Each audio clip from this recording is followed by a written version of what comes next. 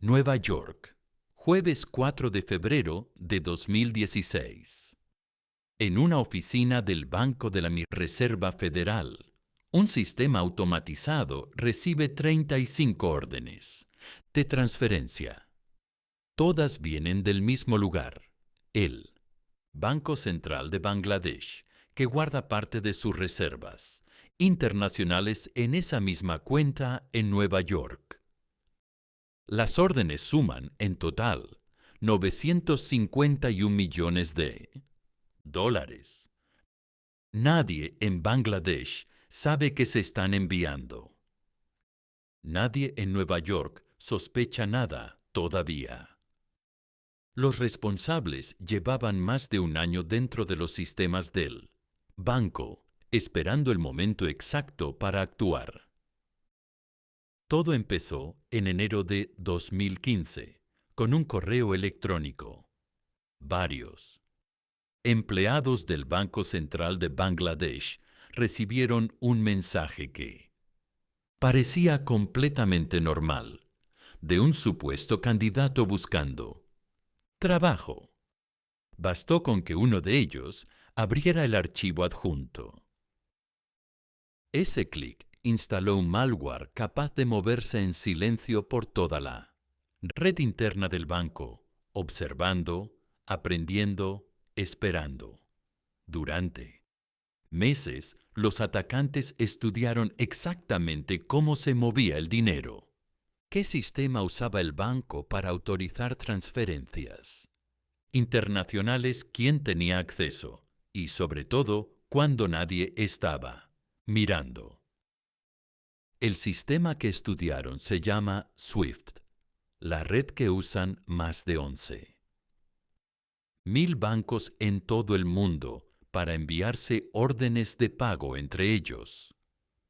Si controlas las credenciales correctas dentro de SWIFT, puedes hacer que un banco le ordene a otro banco mover cientos de millones de dólares sin que nadie tenga que verificarlo con una llamada de teléfono. Los atacantes tenían esas credenciales y eligieron el momento con una precisión quirúrgica. Un jueves por la tarde en Bangladesh. Ahí el fin de semana laboral no es sábado y domingo es viernes y sábado.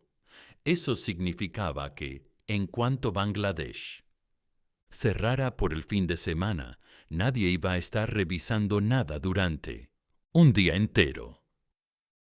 Y no solo eso, al otro lado del mundo, en Filipinas, donde parte del dinero robado tenía que pasar antes de desaparecer, se acercaba el año nuevo lunar.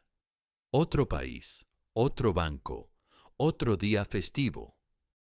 3 zonas horarias, 3 calendarios distintos y una ventana de varios días en la que, en teoría, nadie iba a estar mirando el dinero.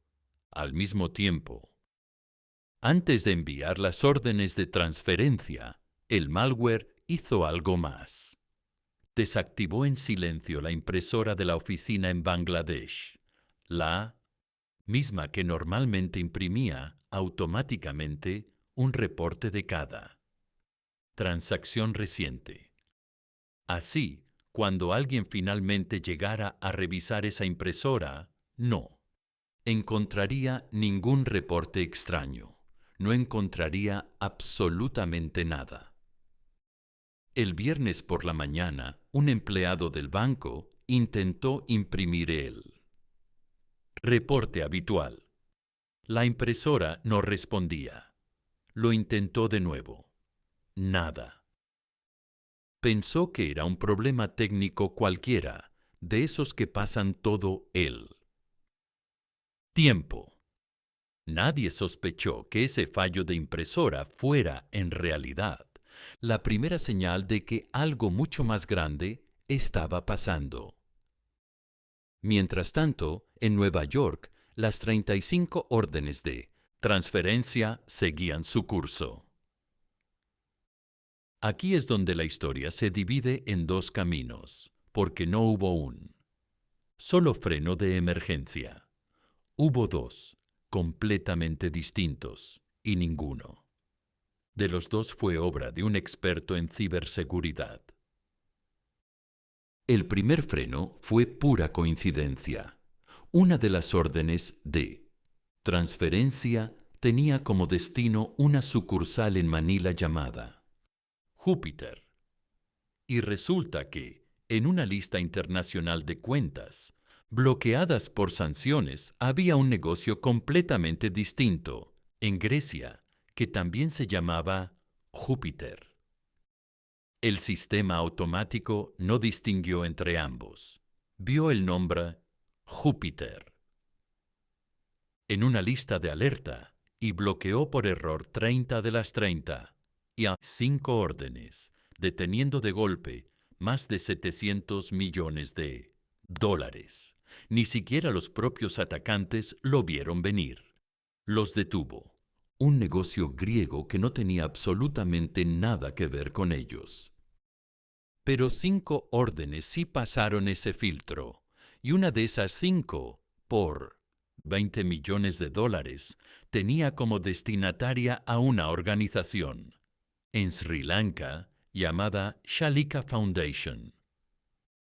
Los propios atacantes, al escribir la orden, cometieron un error de escritura. En lugar de Foundation, escribieron Foundation. Una sola letra cambiada de lugar.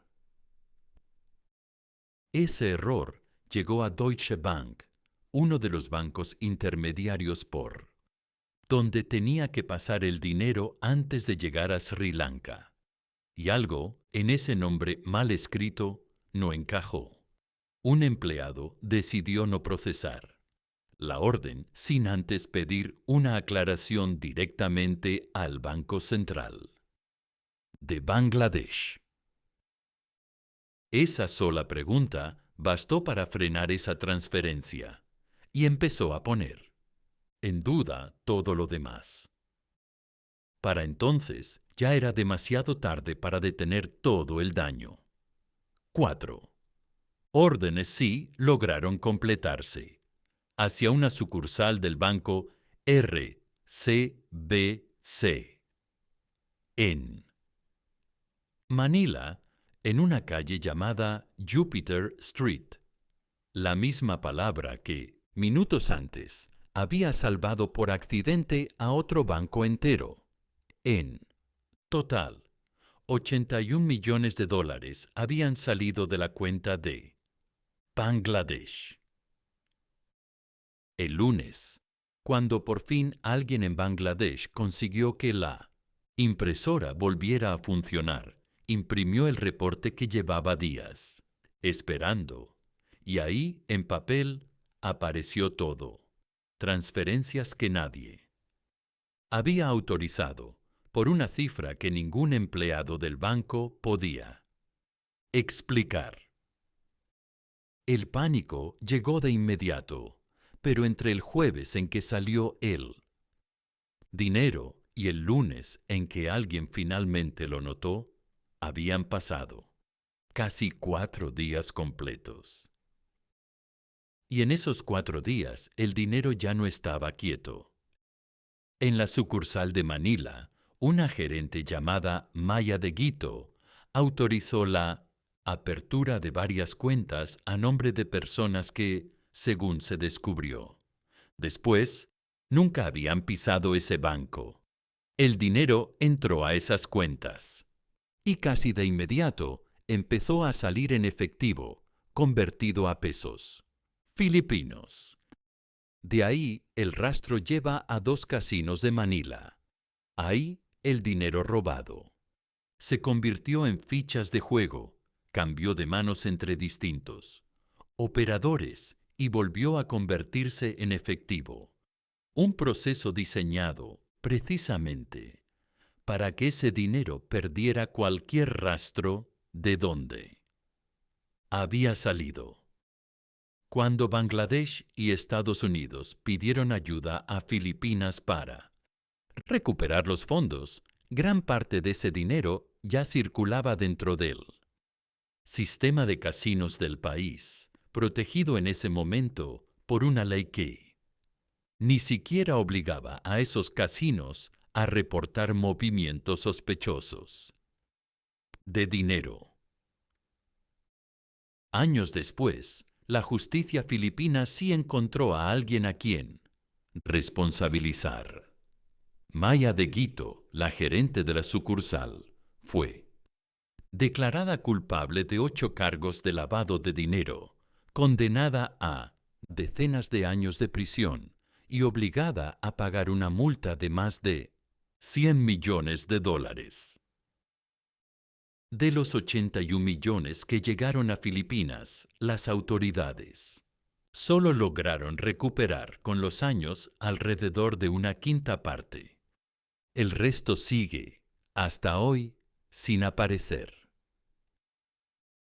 La investigación internacional que siguió señaló, con bastante consenso, entre agencias de inteligencia como el FBI, a un grupo de hackers vinculado a Corea del Norte, conocido como Lazarus, el mismo grupo a la que después se relacionaría con otros ataques a bancos y empresas de todo el mundo.